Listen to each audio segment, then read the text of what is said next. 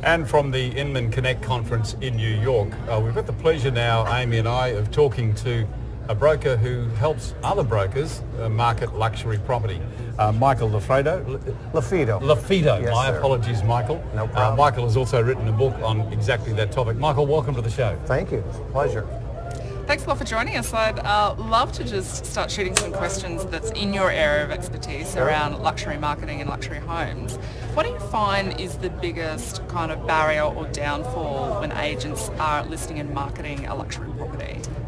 Many times it's out of their element, so it might be their first opportunity to market a luxury home, right? So they do the same things as the properties that have higher turnover rate, which are more entry level or average price properties. So when you're marketing a luxury property, particularly $2 million plus in many of the parts of the world, first impressions are really important. So many times agents can get away with things in the properties that are moving quickly, more in sellers markets, but in most marketplaces that uber luxury is what we call a buyer's market. So first impressions are really important. So no cutting corners and first impressions with photos, descriptions. I like to refer to it as like a property launch, okay? So when you go to market, it's a property launch. So everything, you got to have all your ducks in a row, from descriptions, photos, the history of the home, videos, marketing materials, both digital and print. And so many agents, they skimp on marketing. They don't have the marketing budget for the high-end and luxury properties.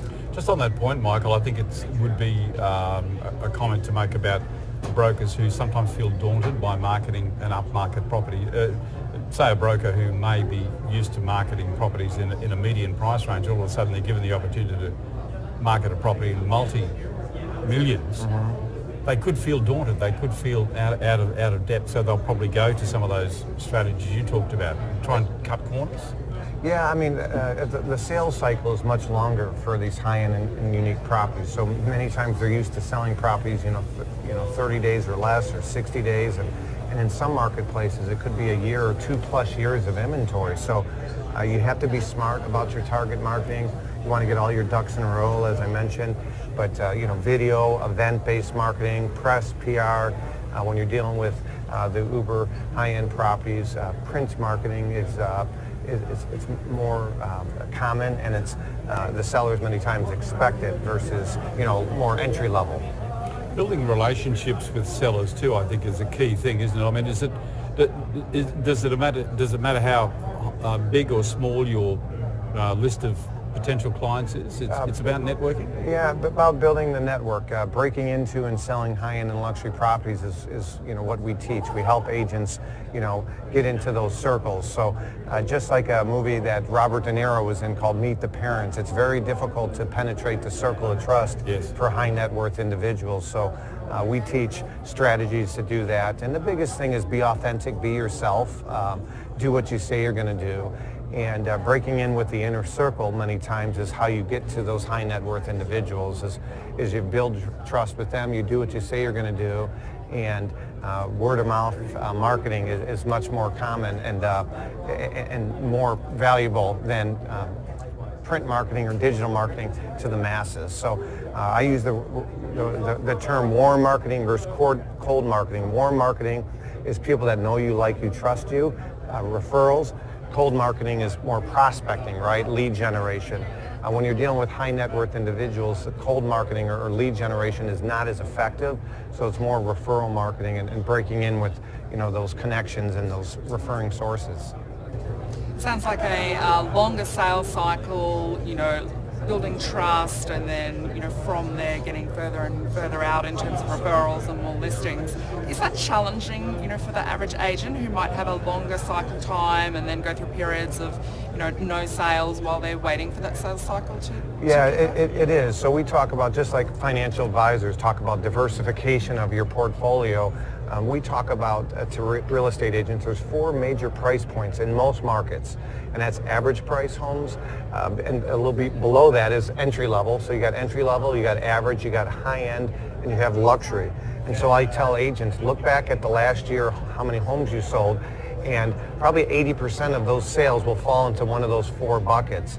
And we encourage agents to step out of their comfort zone and go after more of those high-end and luxury. But if the entry level and average is what's paying the bills and that what's selling, don't stop doing that, but just venture into some of those higher end. But limiting beliefs, overcoming objections. What if they ask me how many have I sold, or I have to be with a certain company, or I have to drive a certain car or live in a certain neighborhood. These are all limiting beliefs or excuses that agents keep telling themselves, so that's why they won't even take that venture. Just yesterday I was talking to a gal from Atlanta, and she had an opportunity to market a $10 million listing. And she didn't want anything to do with it. And this is a professional athlete's house. That would have opened so many doors for her. If you think of one of the greatest athletes of all time, Michael Jordan, NBA basketball player, his home has been on the market for nearly 7 years. There's an agent that was associated with that home that is no longer associated with it. And he still gets press inquiries, and I'm reading about it, and so he's still associated with it. So I believe the fastest way for an agent or a brokerage to get instant credibility from their database, people that know them, like them, or don't know them, like them, or trust them, is you get those trophy clients, those trophy listings. One very quick question, if I may, and we're almost out of time, but Michael, why didn't it sell? Why hasn't that home sold? Well, it's currently listed, so I have to kind of be careful because I'm a licensed agent in that state. But generally, I find the reason they won't sell is because of price. Price is always an equation, right? Yeah. But the way you're positioning a home, what you're accentuating, it's really our job as an agent to accentuate the best features of a home and a location, and then downplay the least favorable. So I very rarely will show like a 3rd or 4th or 5th bedroom in our marketing. I'm really trying to accentuate the lifestyle, right? Does it have a pool? Does it have acreage? Does it have a tennis court? The amenities? And so I think if they did a little bit more of that, it would definitely help them. Michael, great. Thank you very much for your time. I appreciate your time. Much appreciated. Thank you. Okay, we're broadcasting from Inman Connect in New York. Back with more in just a moment.